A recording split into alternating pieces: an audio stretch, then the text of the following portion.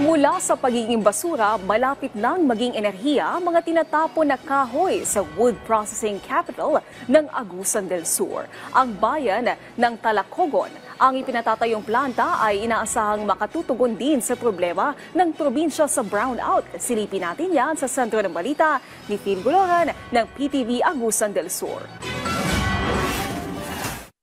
Naging problema noon ng mga wood processing plant sa bayan ng Talacogon ang pag-dispose ng kanilang mga basura mula sa kahoy tulad ng bagaso at iba pang parte na hindi na mapapakinabangan. Ngayon, ang dati problema ay magiging biyaya na dahil sa isang power plant ang itatayo sa bayan. Ang Biomass Gasification Power Plant, kung saan isang groundbreaking ceremony ang isinagawa nitong Martes. Ang mga bagaso, sodas at mga tipik ng kahoy ay proseso upang gawing pellets o wood chips na susunugin para mas madali at epektibo na makonvert sa kuryente. Tanan ni nga klase nga waste nga problema kaayo sa tuang wood industry, amo tong kwaon.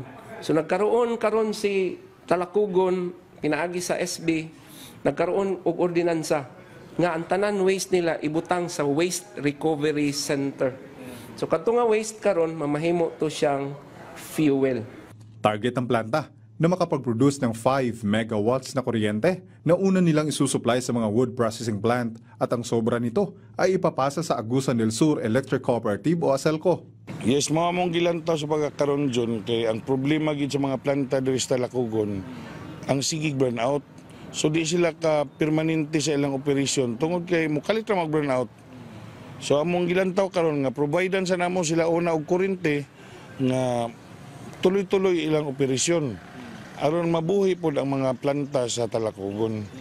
Kilala ang Talacogon bilang wood processing capital ng Agusan del Sur, kung saan nakatipon ang maraming wood processing plants o WPP na nagproproseso ng mga produktong gawa sa kahoy. Ayon sa mga opisyal ng bayan, ang proyekto ay makapagbibigay ng solusyon hindi lang sa problema sa basura, kundi nagdudulot din ng dagdag na oportunidad para sa kaunlaran at pangangalaga sa kalikasan. So, wala man tayo laing na gilantaw kung dili ang collaboration. Dili lamang sa maingon ta nga programa sa atong national government, kung dili collaboration with the community and with other stakeholders na diin kita ang benepisyo niini.